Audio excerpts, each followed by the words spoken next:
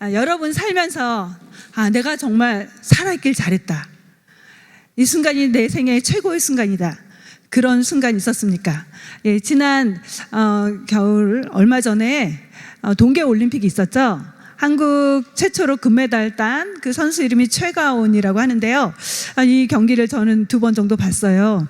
근데 처음에 3번의 시도가 있는데 동계올림픽의 그 스노보드 하프파이프라는 종목에 출전을 했더라고요. 근데 이 3번의 기회를 주더라고요. 근데 첫 번째, 2번째는 실패했던 거. 그래서 쓰러지기도 하고 넘어지기도 했는데 마지막 3번째 용기를 내서 다시 한번 시도했다가 그게 완벽한 기량을 이제 선보이면서 결국 1등에 차지하게 됐는데요. 아마 그때 심정이 그런 심정이었을 것 같아요. 이제까지 내가 땀 흘리고 또 눈물을 흘리면서 수고한 것들 참 잘했다. 참길 잘했어. 하면서 생애 최고의 순간이었을 겁니다. 네, 가끔 요즘 제가 우리 남편한테 들었는데 BTS의 그 유명한 노래가 피, 땀, 눈물이라면서요. 그래서 처음에 피, 땀, 눈물? 그래서 무슨 피, 땀, 눈물이야. 우리 딸이 이제 발음이 조금 어색해서 그런 게 뭐니? 그랬더니 노래 제목이라 그래서 알게 됐는데요. 아마 이 올림픽에 참전한 그런 참석한 참여한 선수들에게서는 지금까지 살면서 모든 수고와 피와 땀과 눈물, 그 결실을 맺는 순간이 바로 메달을 따는 그 순간일 거예요. 네. 운동 경기, 축구 경기에서 상대편과 우리 팀이 이제 무승부로 계속 경기를 하는데 마지막 5분을 남겨두고 내가 정말 열심히 힘을 다해서 골을 넣었다. 아마 그 순간 나는 어떤 생각을 할까요? 내가 태어나길 정말 잘했다. 내가 살아오길 정말 잘했다. 내 인생 최고의 감격적인 순간이 될 텐데요. 여러분은 언제 그런 순간을 경험했나요? 네. 우리 엄마들 언제가 그런 순간일까? 목회자로서 저는 그런 순간인 것 같아요. 말씀을 열심히 가르치다가 누군가 하나님 몰랐던 분이 주님을 알게 되고 믿게 되고 믿음을 갖겠다고 눈물 흘리면서 고백하는 순간, 그런 순간마다 제가 생각해요. 정말 내가 살아야 될 이유가 있구나. 내가 정말 사는 게 의미가 있구나. 그런 것들을 느끼는데요. 엄마에게 그런 감격적인 순간은 아마도 마더스데이 같은 날이 아닐까 싶어요. 아이들이 막 철모르던 아이들이 그래도 그날만큼은 진심을 담아서 엄마한테 카드를 쓰잖아요. 그리고 그동안 모아놨던 그 꼬깃꼬깃한 돈들 3명의 자녀들이 돈 모아서 선물 건네줄 때 엄마 때문에 내가 지금까지 잘 살았던 것 같아. 또 남편들이 가끔씩 여보 당신 덕분에 내가 이 자리까지 왔어. 그런 얘기를 하면 그동안의 모든 수고가 눈 녹듯이 녹아나는 그런 경험을 하게 돼서 바로 오늘 말씀은 예수님께서 제자들과 함께 보낸 그 3년의 그 공생의 시간 중에서 가장 기쁘고 감격적인 순간에 해당되는 말씀입니다. 이 말씀의 배경 많이 들으셨고 아시겠지만 그래도 처음 오신 분들을 위해서 이 배경은요, 마태복음에서 예수님의 사역이 이제 전환을 이루는 장이에요. 제자들과 함께 했던 사역 순간 속에서 이제 새로운 전환으로 가는데요. 이제까지 예수님의 가르침과 사역은 대중들, 일반 백성들을 향한 가르침이었다면 이제부터의 사역은 철저하게 제자들 중심으로 돌아갑니다. 제자들에게 초점을 맞춘 메시지로 이제 나아가는 시점인데요. 예수님은 이때 이제 장소 이동을 하세요. 예수님은 제자들을 데리고 그 최북쪽, 팔레스타인의 가장 북쪽 지역으로 이동을 하십니다. 그러면서 조용한 장소, 한적한 장소로 이동하시는데요. 왜 그렇게 하시냐면 그 당시에 종교 지도자들의 배척이 점점 고조됐기 때문이에요. 그래서 예수님 이제 십자가 순환을 1년 정도 앞둔 시점에서 예수님이 공생의 사역을 이제 중간 결산하는 그런 단계에서 이제 제자들과 시간을 보내신데요. 그곳에서 예수님은 제자들과 이제 휴식 시간을 취하시면서 마치 리트릿처럼 저는 이제 대학생 사역할 때 리트릿을 가거든요. 리트릿 가면 이제까지의 모든 사역을 평가를 해요. 이제까지 우리가 어떤 것을 해왔는지 한번 점검을 하고 그리고 이제 미래에 대해서 같이 설계를 합니다. 예수님이 바로 그런 시간을 보내는 거예요. 제자들과의 모든 사역을 평가하시면서 이제 앞으로 펼쳐질 일들에 대해서 전략을 전달하는 시간을 갖는데요. 그 일을 위해서 지금 발걸음을 옮기십니다. 그 옮기신 예수님이 이동해 가신 장소가 13절에 나오는데요. 같이 읽겠습니다. 예수께서 빌립보 가이사랴 지방에 이르러. 대단히 유명한 장소거든요. 적어도 예수님이 가셨던 여러 지역이 있는데 그 중에서 반드시 기억해야 될 장소 중에 하나가 빌립보 가이사랴 혹은 가이사랴 빌립보라고 할 수 있습니다. 예, 그 마태복음 전체에서 아주 중요한 절정을 이루는 그런 사건이 이곳에서 일어나거든요. 그래서 그렇다면 빌립보 가이사랴는 어느 곳일까? 어떤 곳일까? 가이사랴 빌립보. 옛날의 성경은 가이사랴 빌립보로 나왔었는데요. 예, 가이사랴 빌립보라는 어떤 곳일까? 예, 아까도 얘기한 것이 제가 지도를 키웠는데요. 그 팔레스타인의 최북단이에요. 그러니까 지금 저 위에 있는 서클, 거기가 가이사랴라는 곳인데요. 갈릴리 호수가 있으면 그 호수의 북쪽쯤에 위치한 도시가 가버나움입니다. 또 하나의 빨간 옐로우 표시한 곳이요. 그게 바로 가버나움인데요. 가버나움에서 북쪽으로 40km 정도에 위치했어요. 그리고 이 도시 이름을 그 주변에 살던 민족들, 페니키아인들이 살았는데요. 그 사람들은 파네아스라고도 불렀는데요. 그 이름은 그리스 시대에 판신을 위한 신전이 있었던 곳이기 때문이에요. 네, 그리스 신화에 나오는 그 신 중에 하나 판신인데 그 판신을 위해 지어졌던 신전이 있기 때문이에요. 그렇다면 판신은 어떤 신인가를 잠깐 보면요. 염소와 사람의 모양을 한 신인데요. 목동의 신이라고 해요. 숲속에서 이제 가축을 보호하는 신으로 여겨졌는데요. 우리가 패닉, 두려움과 공포 할 때 패닉을 말하죠. 바로 이 판신에서 나온 단어라고 해요. 두려움과 공포로 이제 가축을 보호하는 신으로 보는데요. 이곳에 많은 동굴하고 바위들이 있었어요. 그래서 그 당시에 이 동굴을 파서 판신을 위한 신전을 지었습니다. 그래서 이곳은 바로 그 우상 숭배가 이루어졌던 곳임을 알 수 있어요. 또 예수님 당시에 이곳의 통치자는 필립 2세였는데요. 그 예수님이 태어나자마자 예수님을 죽이려고 했던 왕이 헤롯 왕이죠. 그 헤롯 왕은요, 헤롯 대왕이에요. 헤롯 대왕의 아들이 셋이 있는데 그 중에 하나가 필립 왕입니다. 이 필립은 그 팔레스타인의 가장 북쪽 이 지역을 다스렸는데요. 이 지역 이름이 가이사랴 빌립보가 된 거는 이 필립 왕이 그 황제를 가이사라고 하잖아요.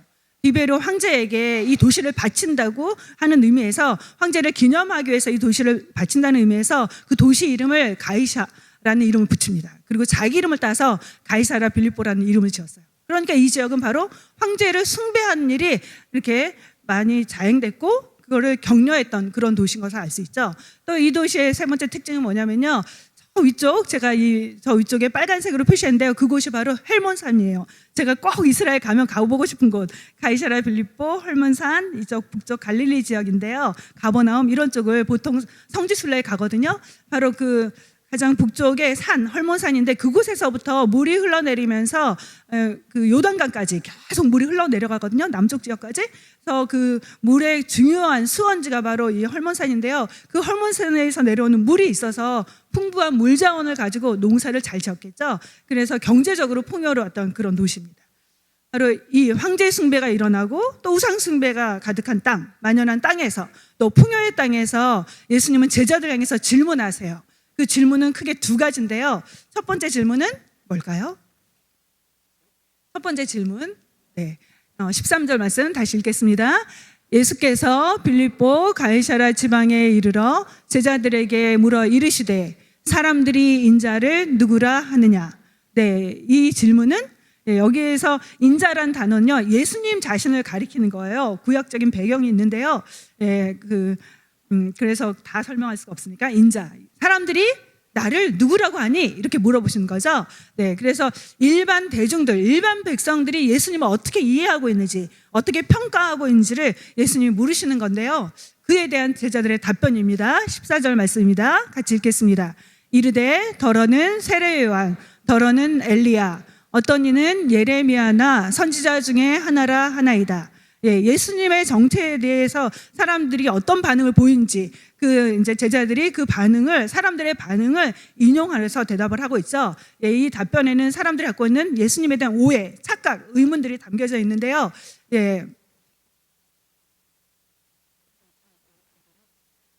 이 답변에 등장하는 사람들도 다 이제 교회를 다니시지 않은 분들은 굉장히 어색하겠지만 빨리 하고 넘어갈게요. 원래 중요한 개념은 두 번째 나오기 때문에 사람들의 답변했던 것들은 뭐냐면 예수님을 세례자 요한으로 보기도 했고요. 또 예레미야, 엘리야, 또 그 선지자, 그 선지자는 모세를 말해요. 그리고 엘리야는 구약 시대의 선지자를 대표하는 사람 중에 한 사람이죠. 능력을 가장 많이 행했던 선지자, 또 기도했을 때 하늘에서 불이 내리기도 하고, 기도했을 때 비가 내리기도 하고, 가뭄 속에서. 그래서 엄청난 능력을 행했던 선지자 대표. 엘리야를, 예수님을 생각하면서 엘리야를 떠오르기도 합니다. 또 예수님을 생각하면서 그 선지자, 바로 모세 같은 선지자라고 대답도 합니다. 또 예수님을 생각하면서 그 예레미야라고 답변한 사람들도 있어요. 이렇게 말을 했는데요. 예레미야는 이스라엘 남유다 왕국이 멸망할 때쯤에 멸망을 선포하면서 눈물로 호소했던 비운의 선지자예요. 그 선지자가 환상한 것으로 여기기도 합니다. 라고 말하면서 마지막에 이제 세례 요한을 말하는데요. 세례 요한은 예수님의 당대 사람이잖아요. 얼마 전에 헤롯이 세례 요한의 목을 베죠. 그래서 참수시켰어요. 근데 그 세례 요한이 다시 환생한 것으로 이렇게 사람들이 착각했다는 것을 답변으로 해주고 있습니다. 그래서 그 당시에 사람들은 구약시대 하나님의 메시지를 전달한 사람들이 바로 선지자, 예언자인데요. 그 예언자로 이해했다는 거를 제자들이 이제 고백하는 거 볼 수 있습니다. 메시아가 오기 전에 메시아가 올 것을 증거했던 선지자, 그 선구자로 사람들이 오해했다는 것을 전해주고 있는데요. 이에 대해서 예수님은 아무런 반응을 보이지 않으세요. 아무런 대답을 하지 않습니다. 그리고 오히려 두 번째 질문을 하십니다.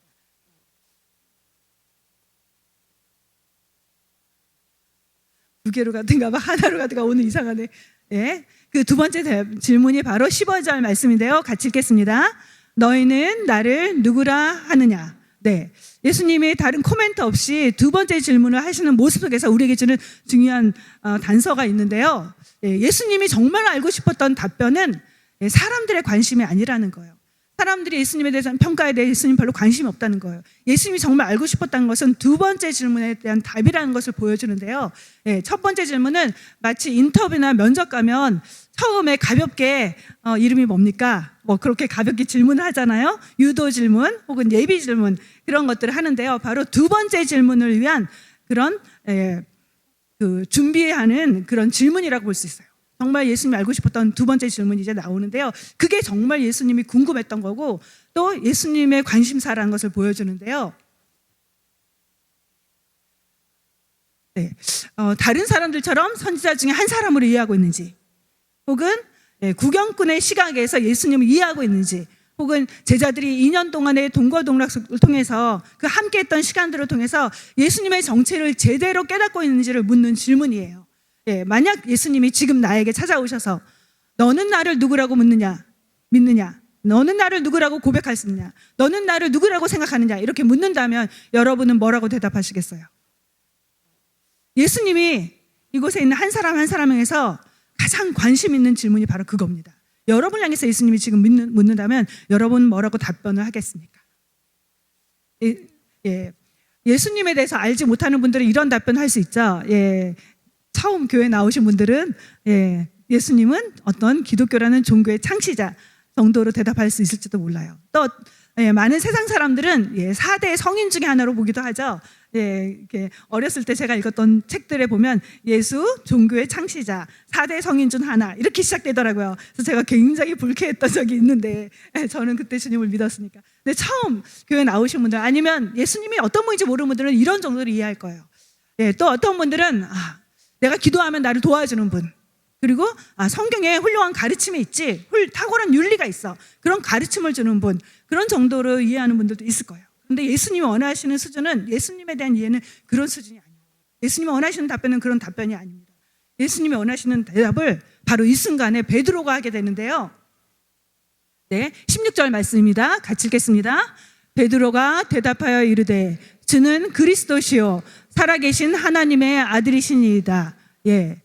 당신은 하나님의 아들이고 주는 그리스도십니다 라고 말을 하는데요. 이 대답은 성경 전체에서 가장 중요한 대답, 하나님이 가장 기뻐하는 대답이라고 할 수 있어요. 인류 역사상 가장 위대한 고백이라고 하는데요. The Great Confession이라고 말하는데요.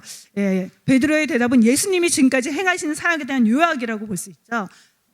바람과 바다를 잔잔케 하시고 귀신을 쫓아내시고 모든 질병을 고치신 예수님, 그리고 죽은 자를 살리신 예수님, 그 예수님을 옆에서 지켜본 베드로의 고백인데요. 사실은 이 고백은 하나님이 알게 하신 고백이라고 할 수 있어요. 17절에서 말씀합니다. 읽겠습니다. 예수께서 대답하여 이르시되 바요나 시몬아 내가 복이 있도다.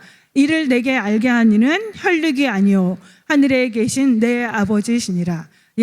이 베드로의 답변은 예수님에 대한 이해는 하나님이 알려주시지 않았으면 알 수 없었던 고백이었다라고 말씀하신 거죠. 그래서 베드로가 깨달을 수 있었던 것, 예수님이 어떤 분인지 제대로 알 수 있었던 그 모든 근원이 하나님이다라고 말해주고 있습니다. 여기 혈육이라는 것은 사람에 대한 표현인데요.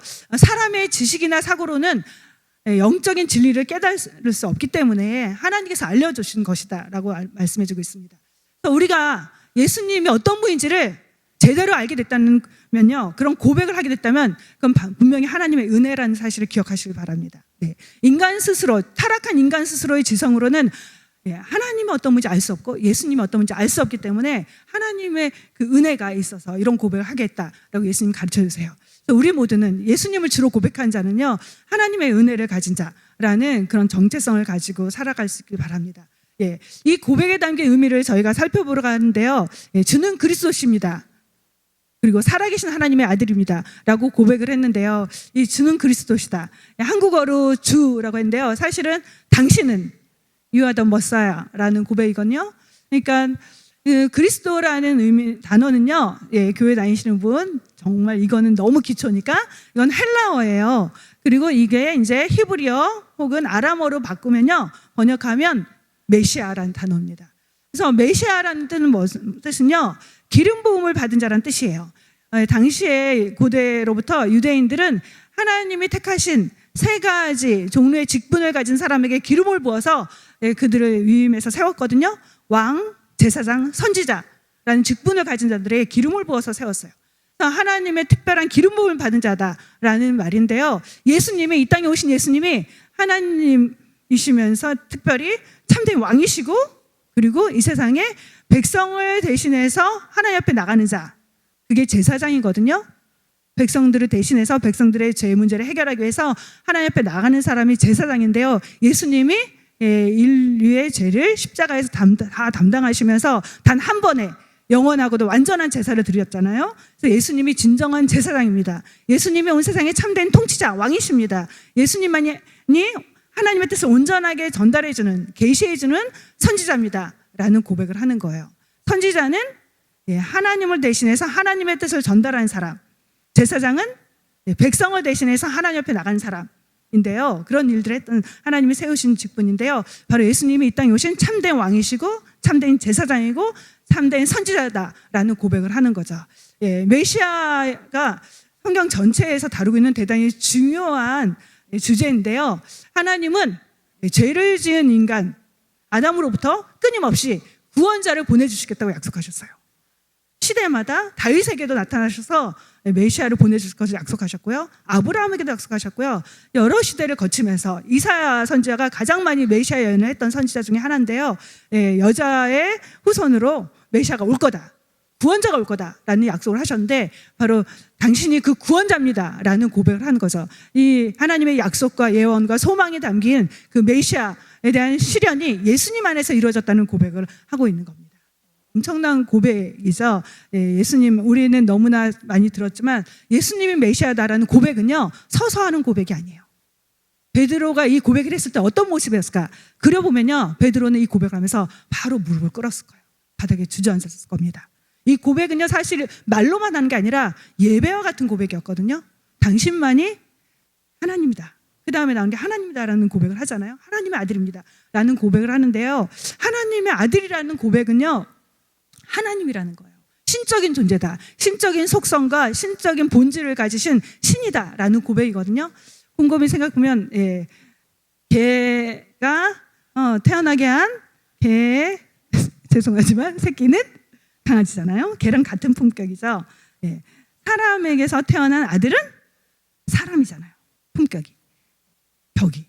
하나님의 아들이라는 건요, 하나님이라는 고백은요, 신의 아들, 신인 것처럼 예수님을 향해서 당신은 하나님의 아들입니다 라는 고백이 갖는 건 당신이 바로 온 세상을 창조하신 하나님, 온 세상을 통치하시고 다스리신 하나님, 전능하신 하나님입니다 라는 고백을 갖고 있는 거죠. 특별히 살아계신 하나님입니다 라는 말에는요, 많은 우상들은 움직이지 못하잖아요.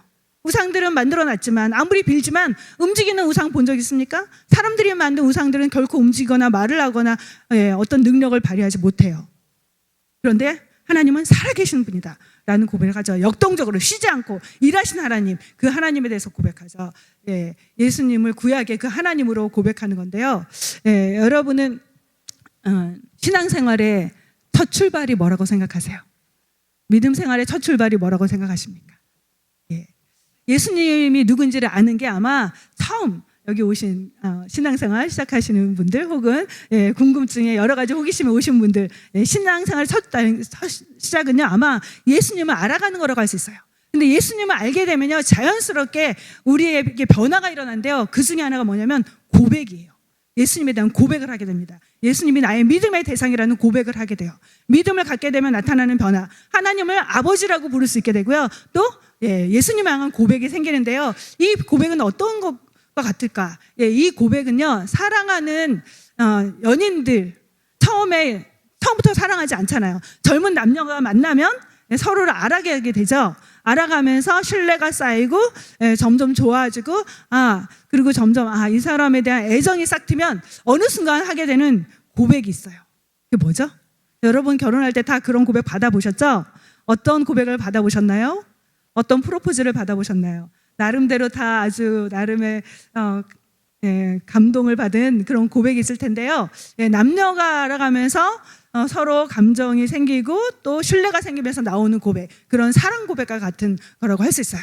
이 고백이 없이 결혼한 분들 아무도 없으시죠? 결혼을 이루기 위해서 반드시 거쳐가야 되는 관문인데요. 그게 바로 사랑 고백이죠.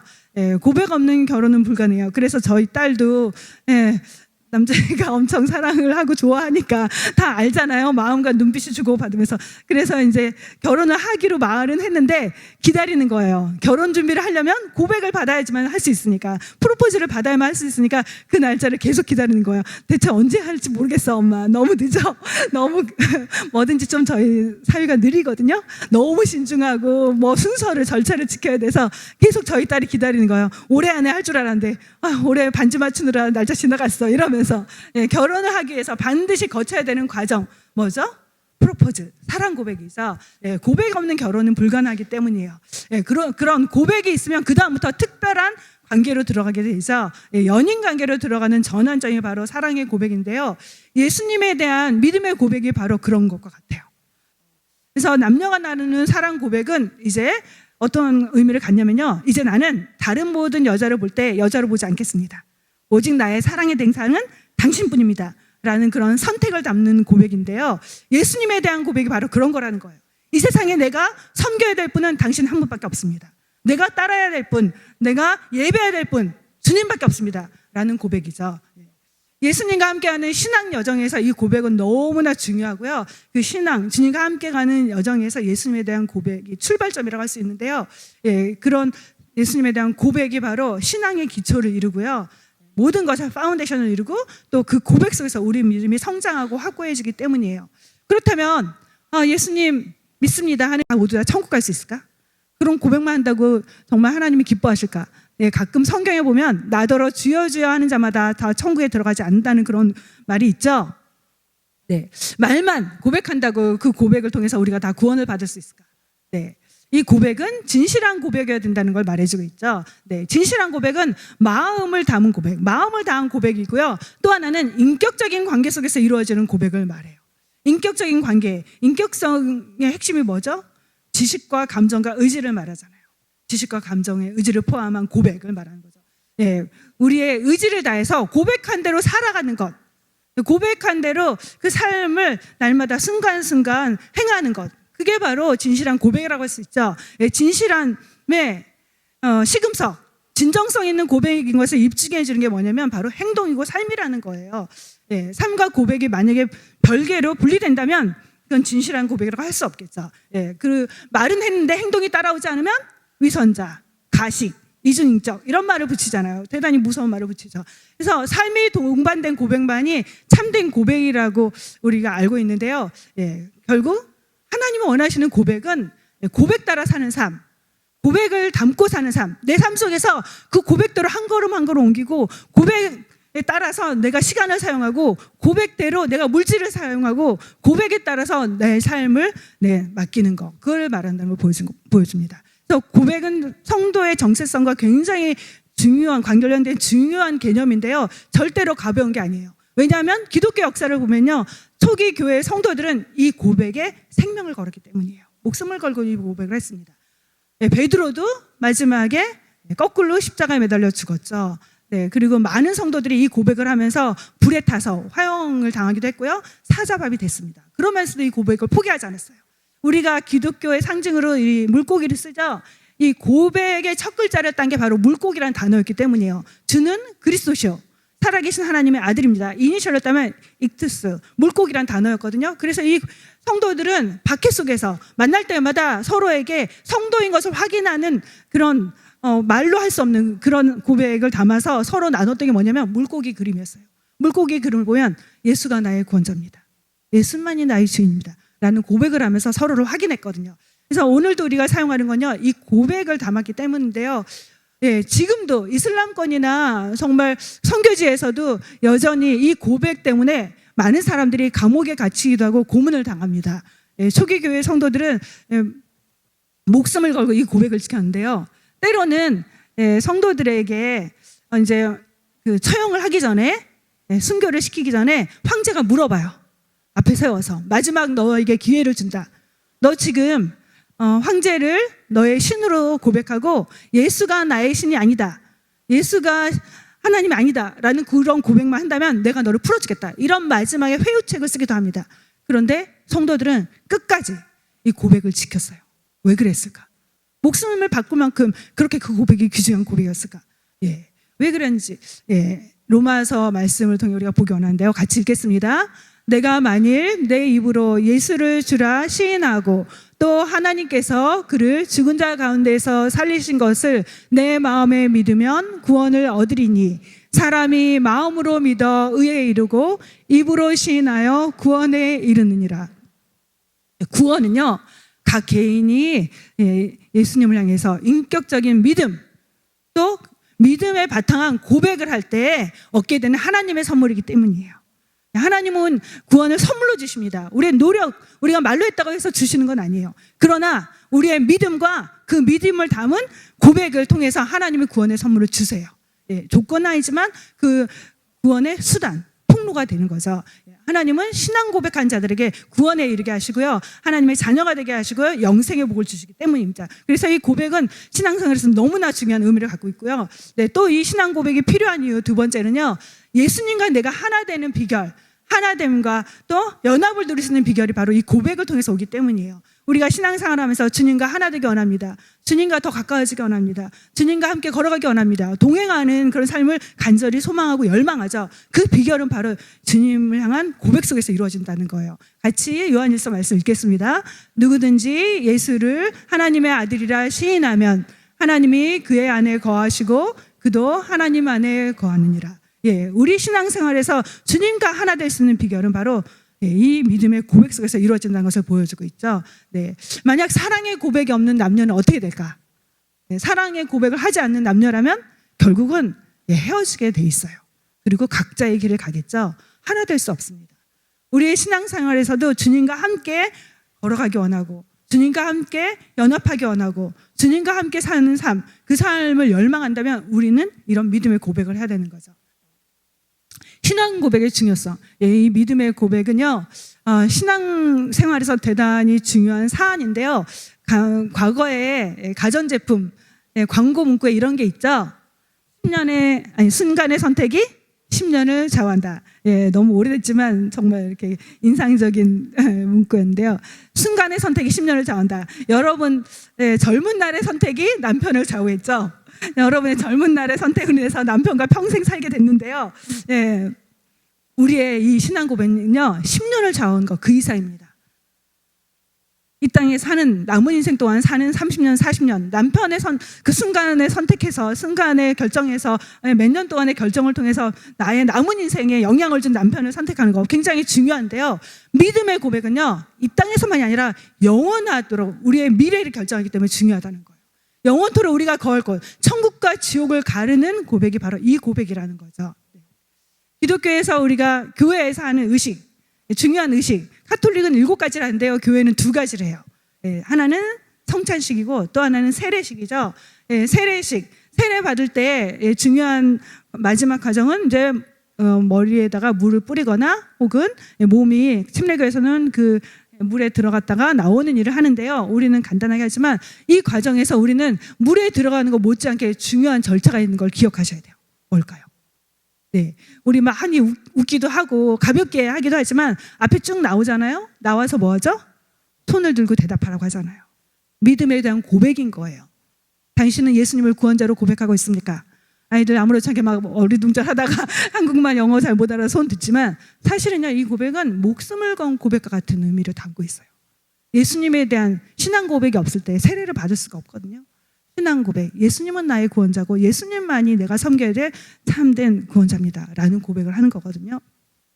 특별히 우리가 교회에서 하는 고백은요, 공개적인 고백이잖아요. 모두 앞에 내가 예수님을 구원자로 모든 사람 앞에서 나의 삶을 걸고 고백합니다 라는 고백인데요, 예수님이 이 순간을 왜 그렇게 기뻐하셨고 감격했을까?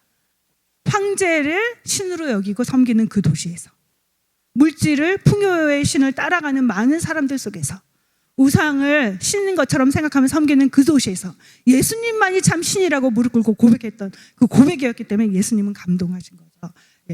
여러분은 예수님은 어떤 분으로 고백하고 있나요? 아직 믿음 없는 분들은 계속해서 구도자의 심정으로 예수님을 알아가기 바라는데요, 대부분은 예수님에 대한 신앙 고백을 했을 거예요. 주님은 나의 구원자입니다. 세례 받으신 분들 그런 과정을 겪었죠. 그렇다면 나는 지금 그 고백대로 살아가고 있는가? 그 고백의 진실성은 삶이라고 했죠. 고백은 했지만 혹시 나는 내 삶의 주인은 나인 것처럼 여전히 살아가고 있지는 않는가? 고백과 다른 차원의 삶을 살고 있지는 않는가?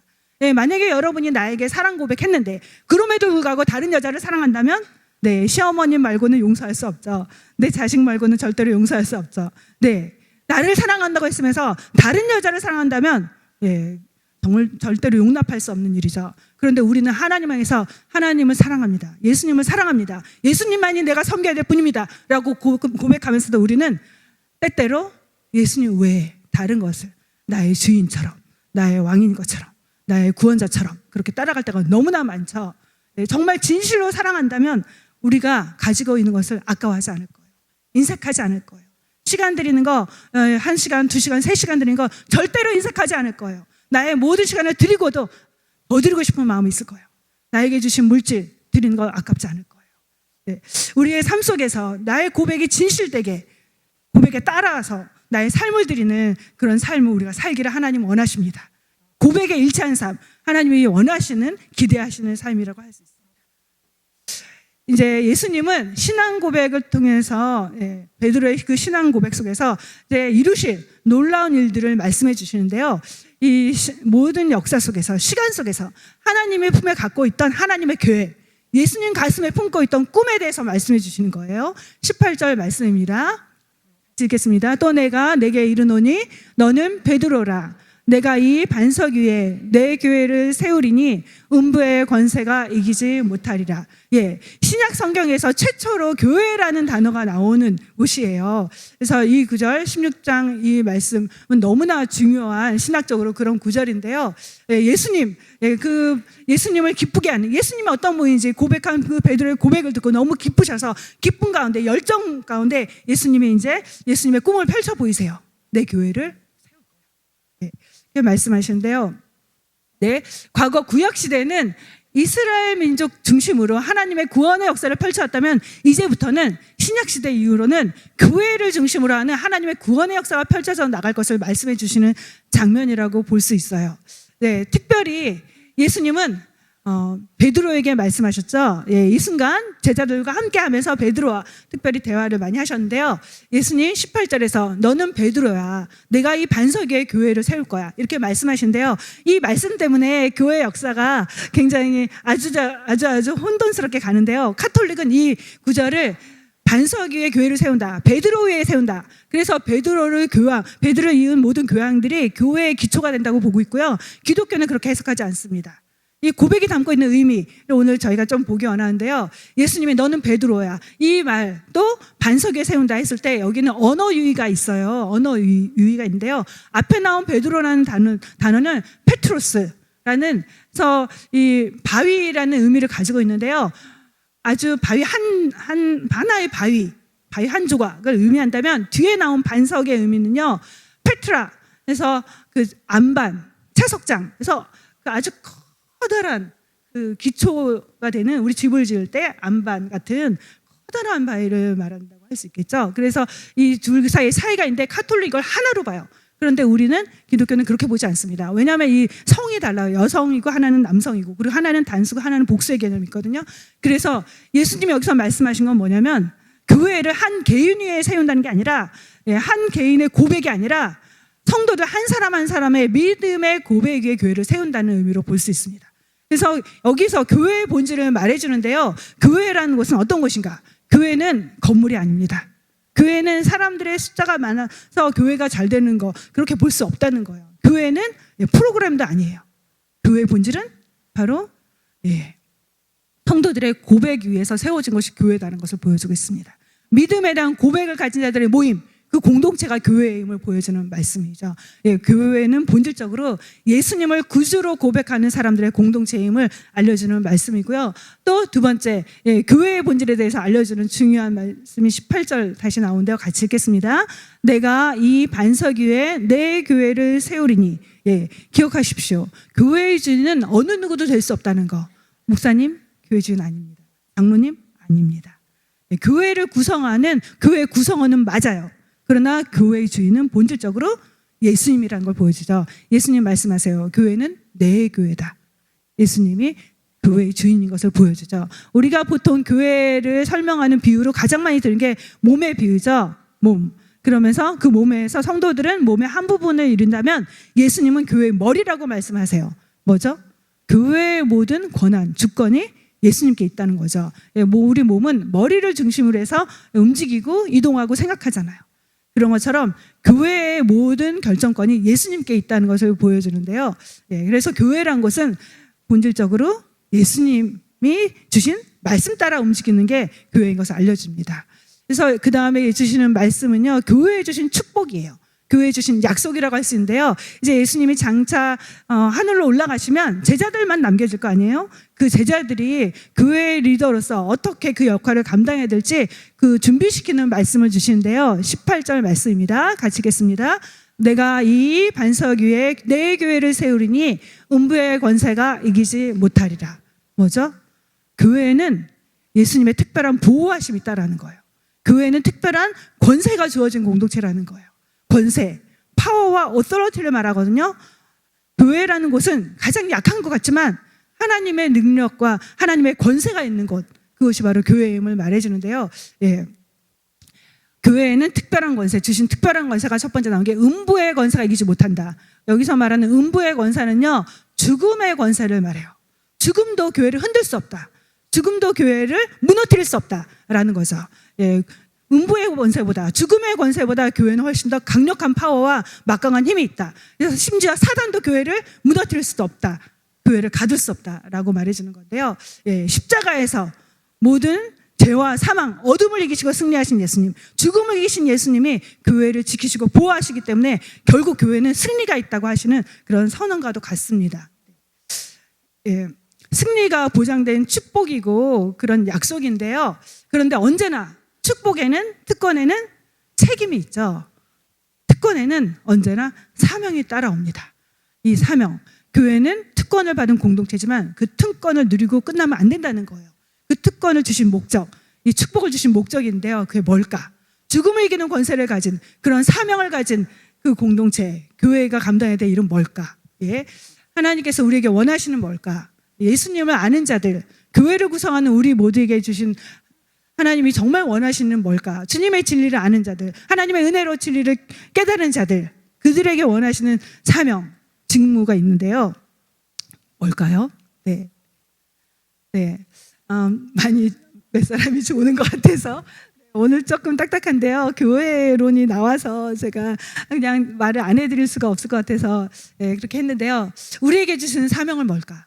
하나님의 은혜로 예수님을 구원자로 알게 되고 고백한 우리가, 그리고 교회의 구성원인 우리에게, 천국의 열쇠를 받은 우리에게 하나님이 원하시는 사명은 뭘까? 천국의 열쇠를 교회에 주셨다라고 말하는데요. 그 열쇠를 받은 우리에게 하나님 원하시는 뭘까?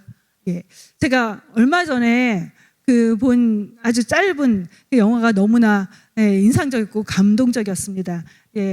이 영화는 독일 나치가 유럽을 이제 점령했던 시기에 일어났던 일이에요. 실화인데요. 폴란드 한 여성, 사회복지사로 일했던 여성이 했던 일을 담아낸 영화예요. 그 여성이 이제 어린 아이들을 특별히 고아인 아이들에게 입양시키는 일을 했던 그런 삶을 살았습니다. 그러다가 이제 나치가 점령하면서 많은 유대인들을 죽이잖아요. 그래서 그때 이 여성은 아이들이 유대인인 걸 정보를 갖게 되거든요. 그러면서 유대인 아이들을 나치 몰래 빼내서 이제 일반인들에게 입양시키는 일을 합니다. 그래서 이 일이 발각되면 정말 감옥에 가서 평생 있어야 될지도 모르고 또 유배될 수 있는 상황이고 또 목숨을 잃을 수 있는 그런 상황이었어요. 그럼에도 불구하고 이 여성은 멈추지 않고 정말 힘을 다해서 많은 사람의 만류에도 불구하고 생명을 걸고 유대인 아이들을 몰래 그 버려진 동네에 유대인들이 살고 있는 게토 같은 데서 이제 몰래 꺼내서 그 일반인 가정에 입양을 시키는데요. 그러다가 발각이 돼요. 세포가 돼서 고문을 받습니다. 발에 막 너무나 많은 고문을 해가지고 걸을 수 없을 만큼 그렇게 어려움을 당해요. 그러나 끝까지 그 아이들에 대한 정보를 주지 않아요. 그 아이들에 대한 정보가 발각되면 그 아이들을 다 데려다가 죽이겠죠. 끝까지 생명을 걸고 그 아이들을 지켜냅니다. 그 지켜낸 고아의 수가 2,500명의 아이들이었어요. 이 여성, 어머니도 근심스러운 눈으로 바라봐요. 주변의 친구들도 만류합니다. 그러나 생명을 살리겠다는 그런 열망을 가지고 그 일을 이루거든요. 하나님이 우리에게 원하시는 일이 뭘까?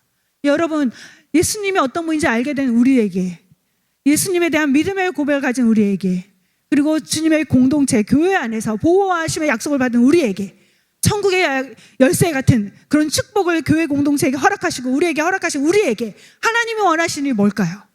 우리는 믿다가 천국 가니까 걱정 없어. 나만 예수 잘 믿으면 돼. 열심히 즐겁게 신앙생활 하다가 그럼 천국 가면 돼. 그런 삶을 하나님은 원하실까요?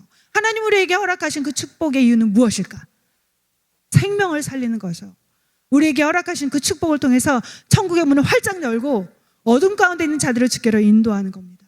한 영혼이라도 더 살리기 위해서 우리의 삶을 드리는 거.